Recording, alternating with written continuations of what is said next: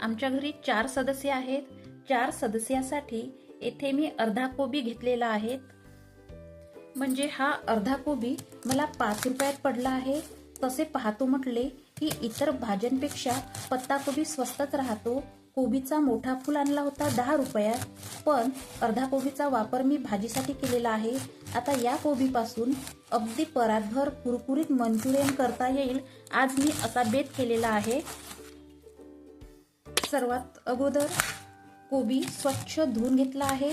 आता हा कोबी अगदी बारीक कापून घेऊया. कापलेल्या कोबीमध्ये अर्धा चम्मच हळद घालूया, 1 चम्मच लाल मिरची पावडर, 1 चम्मच आलं लसूण पेस्ट, 1 चम्मच सोया सॉस. तुमच्याकडे सोया सॉस नसेल तर नका घालू तरी चालेल.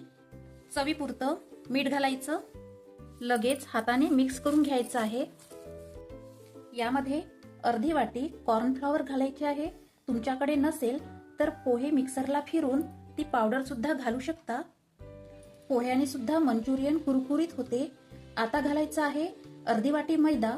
मैदा तुम्हाला चालत नसेल तर गव्हाचे पीठही घालू शकता.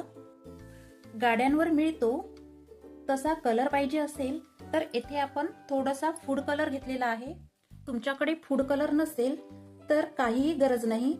यामध्ये पाणी घालायची सुद्धा गरज नाही. जसजसं तुम्ही पीठ मळवाल तसतसं कोबीला स्वतःचं पाणी सुटतं. तुम्ही बघू शकता असा गोळा करायचा.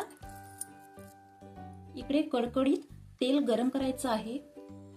हाताला पीठ चिकटू नये म्हणून हात ओले करून तेलात मंचुरियन सोडायचे आहे. दोन्ही साइडने मंचुरियन मस्तपैकी कुरकुरीत तळायचे आहे. तुम्ही बघू शकता रंग मस्त आलेला आहे.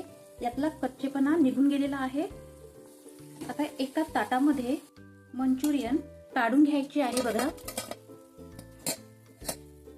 याच पद्धतीने बाकीचे मंचुरियन तळून घ्यायचे आहे. मंचुरियनचा आवाज बघा किती मस्त येत आहे. अर्ध्या पत्ताकोबी पासून परातभर मंचुरियन तयार होते. तुम्ही सुद्धा मंचुरियन करून बघा. मुले सुद्धा पत्ताकोबी खात नसेल तर आवडीनं असे मंचुरियन खाईल. तर मंचुरियन एवढे सोपे आहेत तर कशाला बाहेर जाऊन खायचं. तर आजची रेसिपी कुरकुरीत, कमी तेलकट आणि सर्वांना आवडेल. कशी वाटली ते नक्की सांगा. तसेच कोणत्या गावातून बघत आहेत ते सुद्धा सांगा. चला तर मग भेटूया नवीन रेसिपी बरोबर. तोपर्यंत मस्त रहा, मस्त खा. धन्यवाद.